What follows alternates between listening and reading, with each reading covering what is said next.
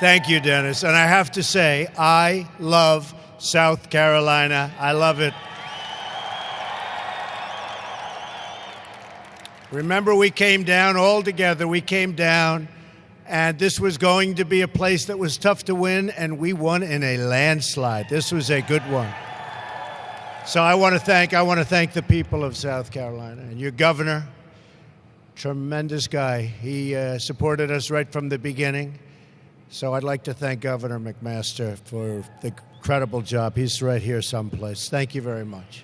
You have been fantastic. And I have to say also, that is one beautiful airplane.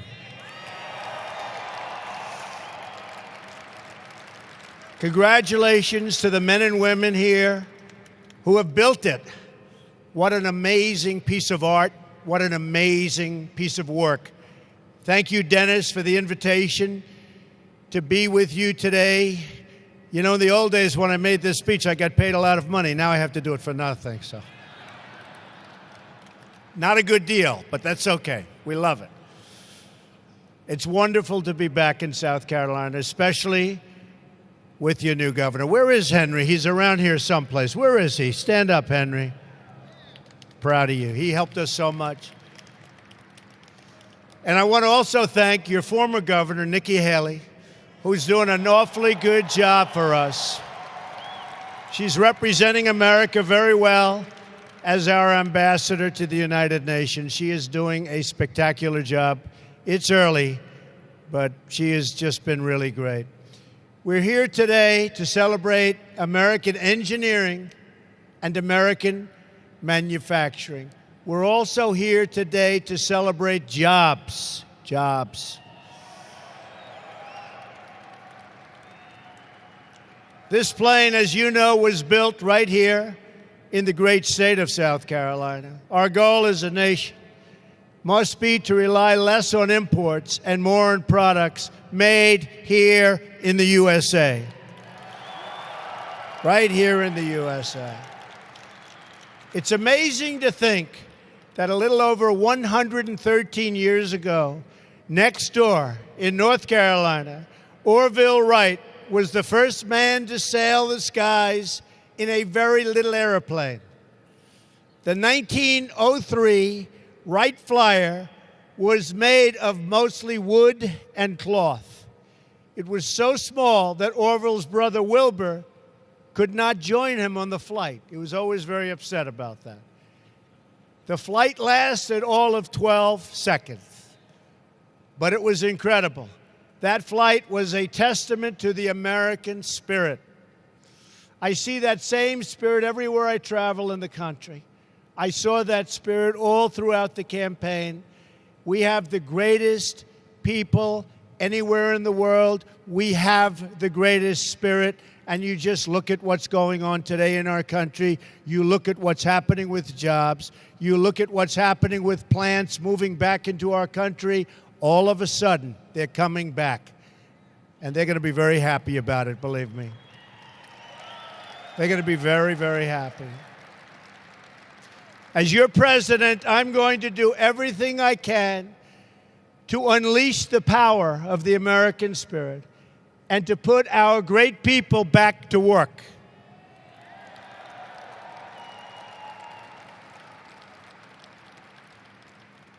This is our mantra: buy American and hire American.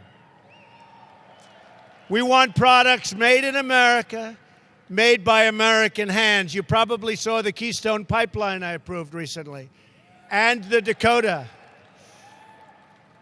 And I'm getting ready to sign the bill. I said, where is the pipe made? And they told me, not here.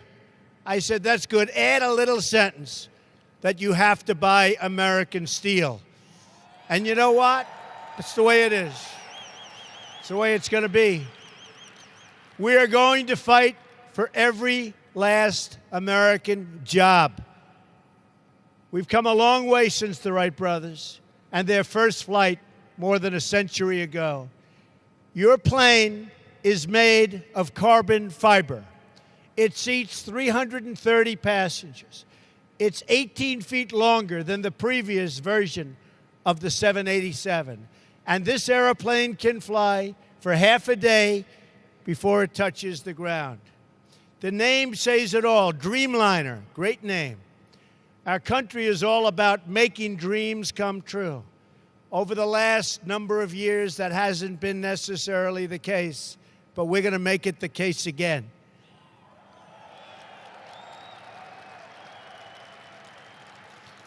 That's what we do in America. We dream of things and then we build them. We turn vision into reality, and we will be doing a lot more of that, believe me, in the months and years to come.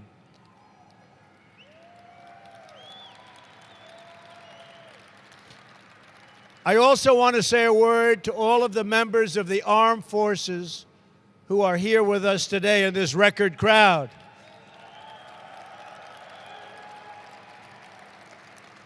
South Carolina has a long, very, very proud military tradition and history. We salute all South Carolina military families, and we salute all the men and women who wear the uniform.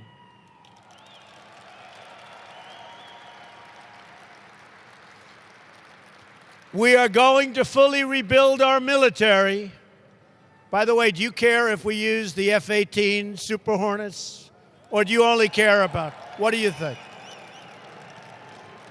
Well, thought that was a Super Hornet.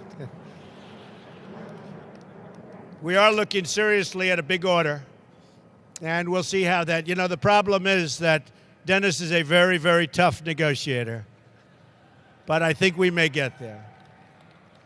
We're also working on the Air Force One project, which was a difficult project for previous administrations, but it looks like we're getting closer and closer. And we're going to ensure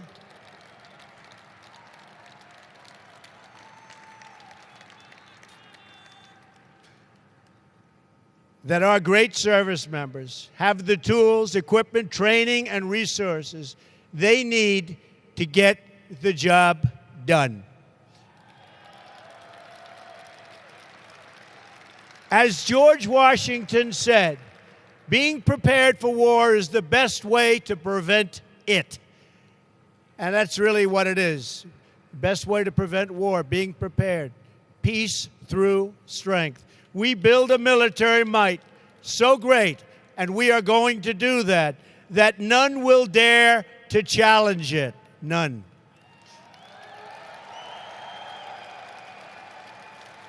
We will ensure our men and women in uniform have the latest, the most cutting-edge systems in their arsenal. Right now, it's not that way. It will be that way very, very soon, believe me. You will be an important player in this effort. Boeing has built many important aircraft, including, as I said, the F-18 Super Hornet, the F-15 Strike Eagle, and the Apache helicopter, just to name a few. And I'm being very, very serious. The new Air Force One, that plane, as beautiful as it looks, is 30 years old. Can you believe it? What can look so beautiful at 30? An airplane.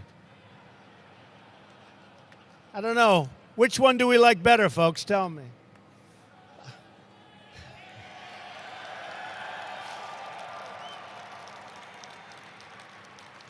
On every front, we are going to work for the American people.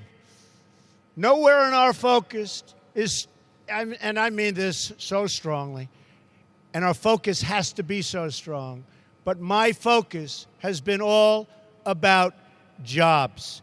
And jobs is one of the primary reasons I'm standing here today as your president, and I will never, ever disappoint you, believe me. I will not disappoint you. I campaigned on the promise that I will do everything in my power to bring those jobs back into America. We wanted to make much easier, it has to be much easier to manufacture in our country and much harder to leave. I don't want companies leaving our country, making their product selling it back, no tax, no nothing, firing everybody in our country. We're not letting that happen anymore, folks. Believe me, there will be a very substantial penalty to be paid when they fire their people and move to another country, make the product, and think that they're going to sell it back over what will soon be a very, very strong border. It's going to be a lot different. It's going to be a lot different. Already, American industry is roaring back. And believe me, if we, not me, I'm a messenger, if we didn't have this victory, we wouldn't be even talking about it. To achieve that goal, we're going to massively reduce job-crushing regulations, already started, you've seen that send our jobs to those other countries. We are going to lower taxes on American business so it's cheaper and easier to produce product and beautiful things like airplanes right here in America. We are going to enforce, very strongly, enforce our trade rules and stop foreign cheating. Tremendous cheating. Tremendous cheating. We want products made by our workers in our factories, stamped with those 4 magnificent words: made in the USA.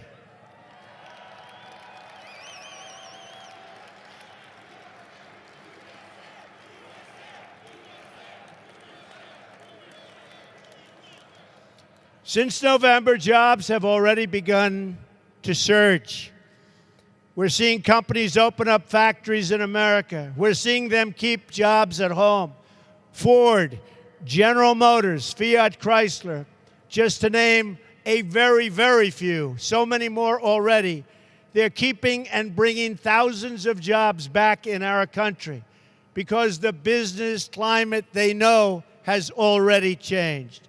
In Arizona, Intel announced it will open a new plant that will create 10,000 American jobs. They're spending billions of dollars.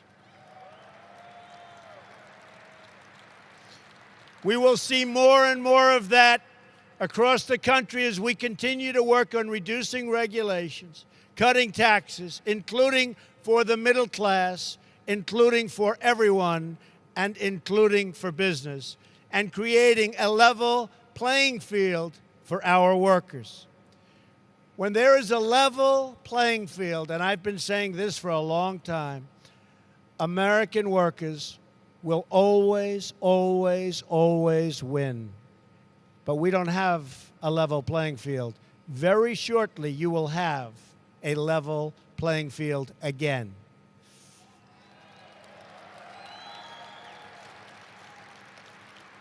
Because when American workers win, America as a country wins. Big league wins. That's my message here today. America is going to start winning again, winning like never, ever before.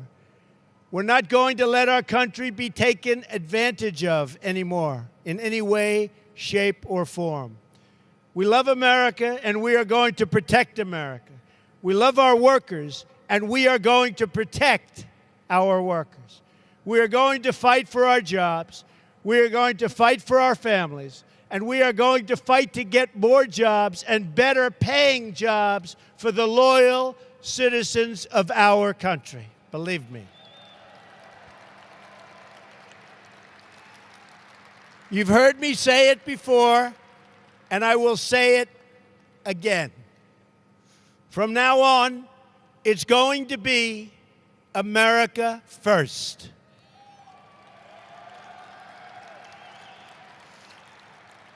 Working together as a unit, there is nothing we cannot accomplish. No task too large, no dream too great, no goal beyond our reach. Just like you built this incredible airplane behind me, both of them when you think about it, we are going to rebuild this country and ensure that every forgotten community has the bright future it deserves. And by the way, those communities are forgotten no longer. The election took care of that. And we will pass on to our children the freedom and prosperity that is their American birthright. Our children will inherit from us a nation that is strong, that is proud, and that is totally free. And each of you will be part of creating that new American future. I want to thank you, South Carolina. I want to thank the great people of South Carolina. God bless you. May God bless the United States of America, and God bless Boeing. Thank you, everybody. Thank you.